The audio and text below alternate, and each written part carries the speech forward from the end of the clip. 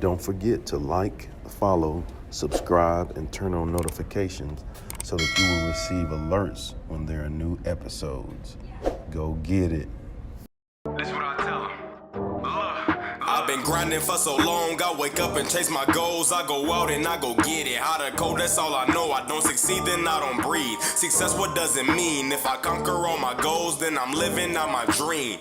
Dig deep, go out and get it. Success Chronicles. Compete until it's finished. Success Chronicles. Go take care of your business. Success Chronicles. It's deeper than just winning. Success Chronicles. Hey, what's up, everybody? This is Chip Baker coming to you with another episode of the Success Chronicles. I'm truly excited to have Dr. Kimberly James on with us, an amazing lady doing some great things. She's here, Superintendent in Willis ISD. But first, I just want to say thank you so much for taking the time to interview with the Success Chronicles. Absolutely. Thank you for having me, Chip. It's funny that, almost a year ago, 2 years ago, that we connected through LinkedIn, and that here we are today talking. That's crazy. Yeah, it's crazy. It's I think that's the beauty of social media is, you can connect with people that you see that are interesting, that you are interested in learning from and growing with. Yeah. And you can connect and then, make great things happen. That's right. Yeah. So I've been looking forward to this moment, just chopping it up with you, picking your brain, letting you share about your journey and some of the things that you're up to here. Absolutely. But let's just dive right in and talk about your journey. Yeah. Like just, talk to us about your background, your journey, and kind of track that so the audience will have an idea of who you are and what it is you do. Even when you just say that, it makes me want to have tears in my eyes, Chip. Just thinking about where I've come and being here in Willis. So I grew up in the Houston area, in North Houston, graduated from good old Nimitz High School. So let's go Cougars. So graduated from there. My parents were both in education, so I've kind of lived it both in the family sense and now lived it in my purpose of my life. When I graduated from high school at Nimitz, I went to Southwest Texas State, was a strutter, did dance, all the stuff there, came back. So I was a strutter. And then came back to Aldine and taught a year at Aldine High School. That was a really great experience, but my goal was to be a drill team director to teach dance. So got a job at Humble. Funny that they were the Wildcats, and here I am, in my career being another Wildcat. So, but this is the best Wildcat. So, just saying.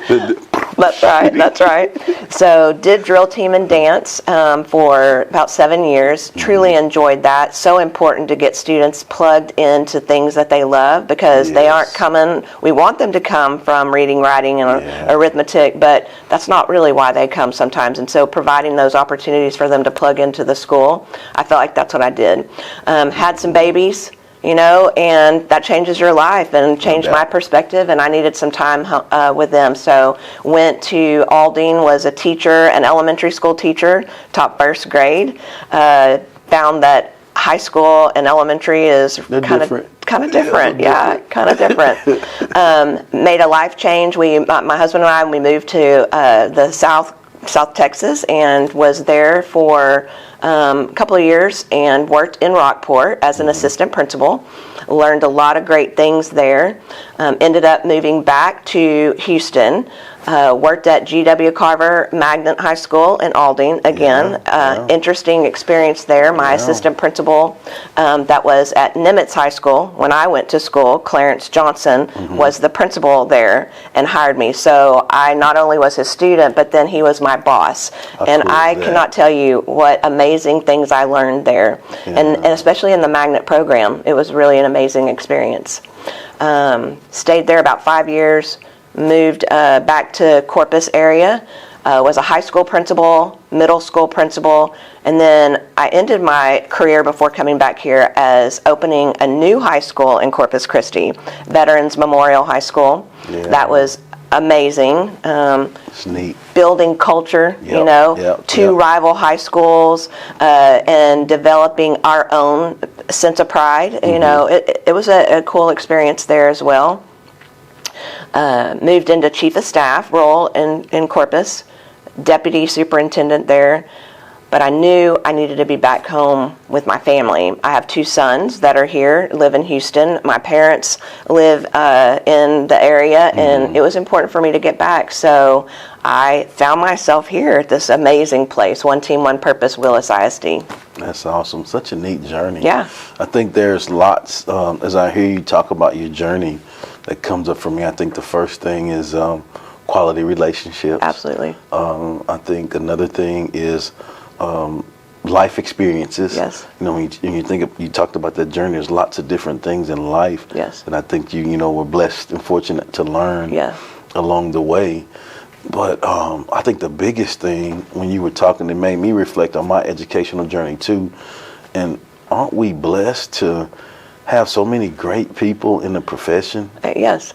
And we go full circle, like people that you know and you meet in one school, one district, one community, you may come back and see them in a totally different experience. And the fullness of both of your experiences coming together, totally agree with that. In fact, coming back to Willis has been really interesting because there are so many people that I have met or knew or worked with my father as a superintendent in Aldine, or teachers that I worked with that were in Aldine maybe at the time. It makes you realize that the community is a lot smaller than what you think it is. Right. Yeah, so good. Yeah. Well, what are 3 things you've accomplished in your life that you're proud of? Oh goodness, I have a lot of things, and in different phases of my life, So, but if I would narrow them down, Well, I was going to say you're superintendent, so if you want to do more than 3, I was going to say. you can do 3 or more than 3 if Absolutely, you like. Absolutely. No, I mean, and like I said, we have so many different phases in our life. No like doubt. Success, and I know we're going to talk about that, looks different in every phase. I would probably say, I really enjoyed being a drill team director. When I was at Humboldt High School, I'm going to start there. I had 33 girls on my team. I started there. And I think what you talked about with relationships, by the time I left that school district, I had grown that team from 33 to over 100 students. 100 students. So good. And I think that's the power of relationships, power of relationships, and people feeling like they are valued and that they matter. That would probably be one of my greatest successes as a teacher. I would say I am a turnaround principal, and I learned a lot from being at George Washington Carver.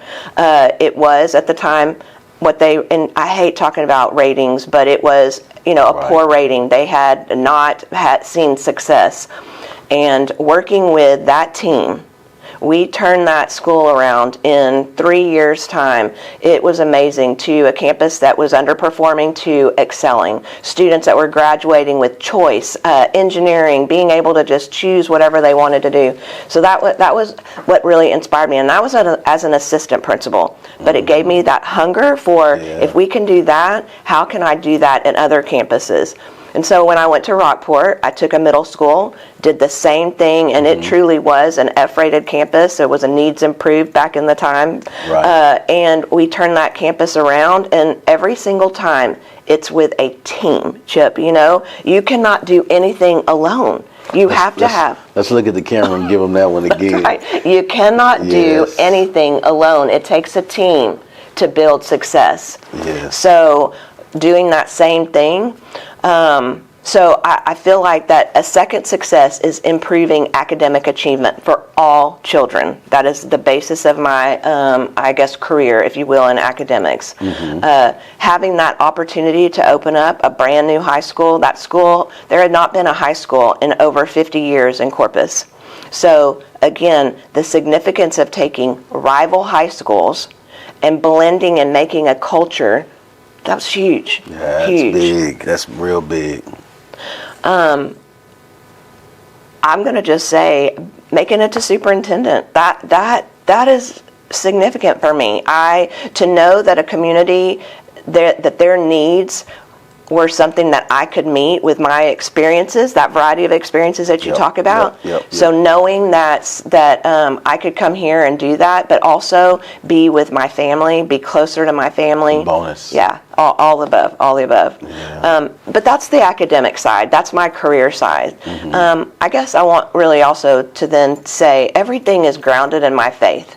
because I have had lots of experiences. Every one of these experiences that I've had has not been with lots of powerful prayer, not of my own, but of my family, my greater community. And so knowing that I have been at each one of those places for such a time as this, is what Esther says in the book of Esther, for such a time as this, I know that I'm here. So having my faith rooted in knowing that I really am supposed to be here to do the things that I'm supposed to do. Purpose. Purpose. Yeah. We're going to take them to church, Doc. Sorry, you are right, Chip. I'm sorry. We're going to check. I'm okay with that. Let's go. Yes. Let's get it. That's right. Amen. And then the top thing is my children. Man, I have a great family, great parents, great husband, but I have 3 children that are absolutely amazing, successful. 2 boys that are out on their own doing their own thing, and my daughter, she graduates in December from East Texas Baptist. College athlete. She wants to go. She's the only one of my 3 that wanted to go back into education. So my other 2 boys, they're businessmen, but I have a daughter that wants to go into education, and that's that legacy.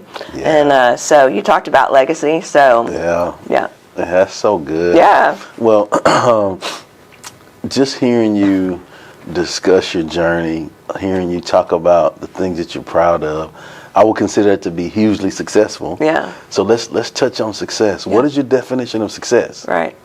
I think success is having a vision, knowing that vision, bringing those experiences that you've had around you, the people, and taking that and actually making it work, like really making it work. And success is not always about the dollar. It's about, it's not always about the big house. Yeah. So for me, success is making sure that the people that I love are surrounding me and that we have accomplished the things that we set out to accomplish. Yeah. So good. Yeah. Well, I hadn't planned on this, but I'm going to ask you this one. Oh no.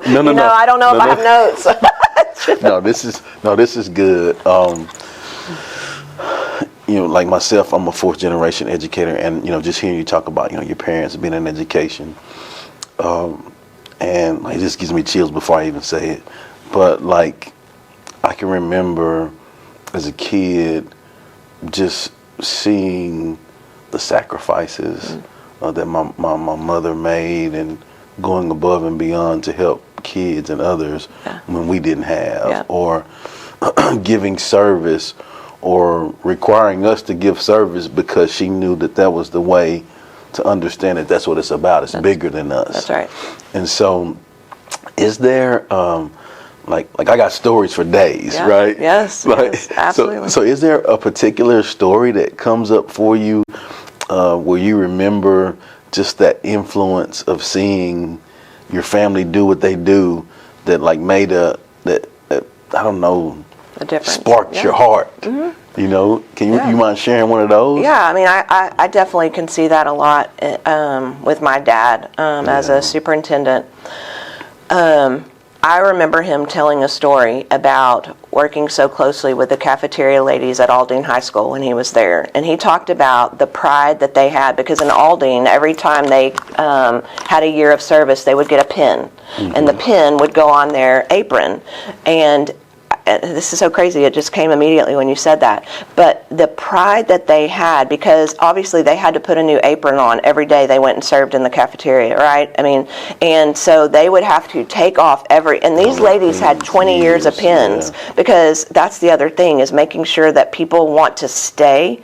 That there's not a lot of movement, that there's consistency in the people that you work with. But these ladies, I remember him talking about, as a high school principal, him going into the cafeteria and greeting them, and they would have these pins. But in his mind, the connection that he made was they had to change their aprons. They had to change their aprons every day, which meant they took off those pins, washed their aprons, put those pins back on, and was ready to go in the morning at 5 o'clock in the morning, because guess what? They have to be up before everybody else. Yeah, they're early. I thought that was really, number one, first of all, the fact that he always talked about that. And he recognized the pride that they had in the work. But he knew his ladies, and gentlemen, he knew them by name, by heart. And so when you talk about the legacy and community, That is what it is for me, and that is what sparked. My dad knew everybody. He was receptive, and people received him all over. And Aldine was different, and that's what I want to see, and that's what I want to be here in Willis. I want to know the community. I want them to feel like I'm approachable. I want them to feel like that I know them by name. And sometimes I have a bad memory, but if I don't know their name, I definitely know their heart. Yes. And so that's that. one thing that just really off the top of my head when you thought about that. And I see that. My mom was a special educator. Hearing her talk about special education and her students, she was at Raymond Elementary School.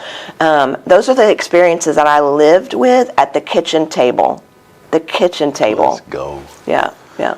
And my mother was special education as well. Right. So yeah, we were voluntold That's right. for all of those events, Special Olympics. That's and all right. That. We were voluntold. Boy, go get the cooler back. No, boy, you go pick up the sandwiches, all of that. That's right. Yes, ma'am. That's exactly right. But it showed service, and I'm truly grateful for that because I see that spark in you. I see, how you carry yourself, how you treat people, Right. how you're open to communicate, in an open way. Yeah. No, let's figure it out. Yeah. And I love that about you. Right. So I wanted to make sure we share one of those stories because that makes us who we are. And you know what, Chip, the thing that I'm even thinking about is what you talked about when you thought about your family, and I think about mine. It is a sacrifice when you're in education. It really is, because I do remember Dad being gone late at night, being away from home, going to all the things, because that was important to him and his service, which is what I learned, is being present, You gotta be in the present. community. But when you're present somewhere else, you're missing something else. And so I think that's important for us to recognize that the people that serve in our school system, that while they're with our children, your children, they're away from their family. Yeah. And that is huge. I think one thing that makes me think of when you said that is, your presence is the present. Yeah. Oh, Come love on. that. Come on. We were taking them to church. We are definitely You can taking go, them to amen. church. Amen. That's right. No, your presence is the present, and when we can be in a situation to wherever we are, that we're giving quality. Yes. And those people, a lot of times, like, it kind of hurt my heart a little bit as you said that, because the people that are closest to us suffer the most because of what we do. Yes. And the sacrifices. But what happens is our loved ones, their hearts are changed because they know the passion of what we do. Absolutely. And so, like my mom, when we gone, like, man, y'all used to sit man, we didn't have time to sit at the dinner table. No. Like, we were like I think stadium concession food was one of the food choices. Hot dogs. Oh my gosh, that's so funny. Just the other day, my dad, we were talking about stadium food, and he was talking about how important it was to have really good quality hot dogs, because that might be the meal that families are eating, right? And peanuts. So I mean, that's important. And I know it sounds silly, but it really is important. No, that's what we do. Super important. Yeah. Super important. Well, what I want to do now is just maybe throw a few phrases or words at you. Okay. And if you don't mind, kind of off script here. Okay. If you don't mind, just talk about what comes to mind or to heart. Right. When you hear these words or phrases. You okay with that? Yep, I'm okay. All right. So let's go. You may have heard this one before. Let's go. One team, one purpose. Let's say it again. One team, one purpose. Yeah. Man, Chip, that's a good one. First of all, I did my homework on Willis. I listened to probably 2 years worth of board meetings, really studied all their campus improvement plans, their district improvement plans, and that is what Willis is about. They say one team, one purpose. It's written all over buildings. It's on our tagline. Living into that. Like, truly living into that. What does that mean, and what does that look like? I think that's the thing that stands out to me, because what is our purpose? What is the purpose? The greater good, making sure our kids are all graduating with choice, that they have top quality education, that they can have anything they want at the end of the day when they walk over our stage and they grab that diploma. So one team, one purpose. And as we grow bigger, Willis grows larger, trying to maintain that focus of what is the one team, one purpose, because we could get really distracted by the noise around us. And so that's what I think about when I hear you say one team, one purpose. Just hearing you talk about the growth piece too, like it blows me away that Willis is 6A. Yeah, it's like, crazy. Wow. Yeah. Like just being in the area, just seeing the growth so fast. That's right. Like how it's all growing and continuing to grow. That's right. We're expected to like double our population between 2030. It's crazy. Yeah. Wow. Yeah. That's awesome. Well, another one I want to throw at you is eliminating distractions. Ooh, yes. Well, if you have that focus on that purpose and you have your team around you and you don't listen to the naysayers on the outside. In fact, I just read something on social media about naysayers, but what naysayers do is help us focus and make sure we are aligned and our values are aligned. So I think sometimes we can get distracted by all of the rhetoric that's happening around us. But if we're really, really committed to that mission, that we're going to stay focused and not be listened to the distractions. So good.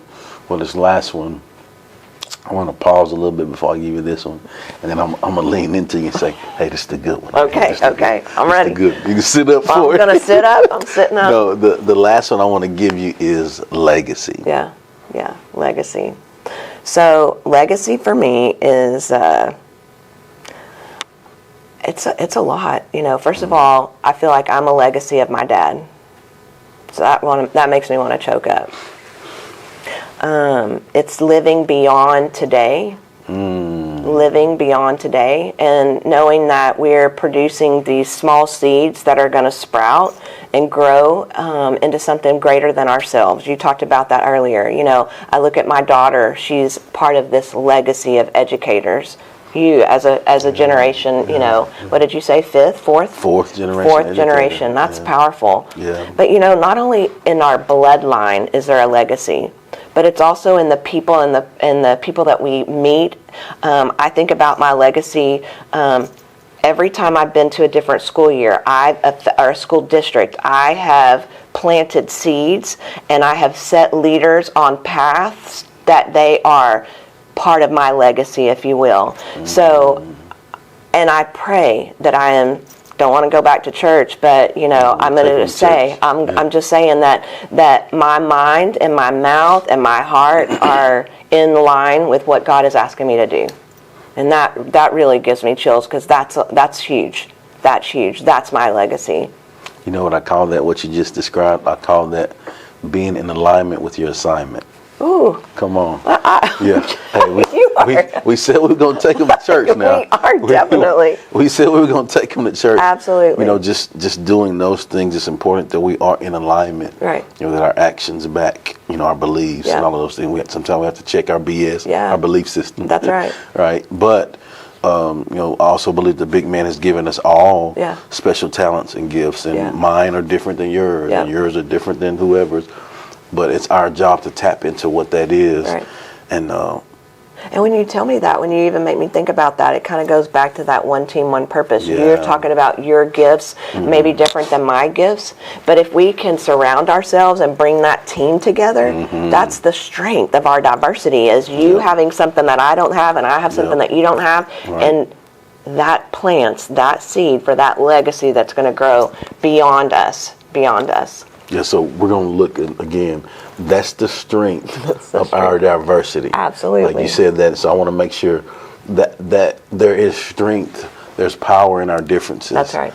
Man, it's beauty in our differences. It is. And I think that's the amazing thing, is when we can appreciate each other's differences and help build each other up because of the differences, because they're so good. Right. But then when we bring it together, going to church again. Yeah. Multiplication is better than addition. I add value, you add value, but when we come together, the value that we bring in multiplies. Right. And so. And I think our kids get that sometimes better than the adults. Without a doubt. I think our kids get that better. Without a doubt. It took me even a minute to get there as an early young administrator, because I thought I knew my way was the best way. Yeah. Took me just a minute to realize it's not all about Kim. Yeah. And so I learned that the stronger my team and that I would put them together and then get out of their way. Let them do their thing. Let them do their thing. That's Yeah, right. so good. Well, as we opportunity to share with the audience where they can go follow you and check you out and check out Willis, so to see all the amazing things you guys have going on here. That's right. I'm on X, I'm on Instagram, I'm on LinkedIn, and definitely on Facebook, Kim Donaldson James. On my X, it's Dr. K.D. James. My Instagram is Kim James 13. LinkedIn, it's Dr. Kimberly James. So I would love to have followers and engage and interact, so that's important. Well, again, I just want to say thank you so much for taking the time to interview with the Success Chronicles. I know the superintendent life is nuts as far as time, so I know your time is valuable and limited, but thank you so much for sitting down with me and being interviewed on the Success Chronicles. Absolutely. Thank you for having me, Chip. Yes, and ma'am. I am grateful that we're just miles away. Yeah, And you know, and we're really not that miles away when we talk about social media. We're closer than we know. That's it. That's it. Right. Well, thank you. And thank you guys for checking out this episode. We'll see you next time. God bless. Go get it.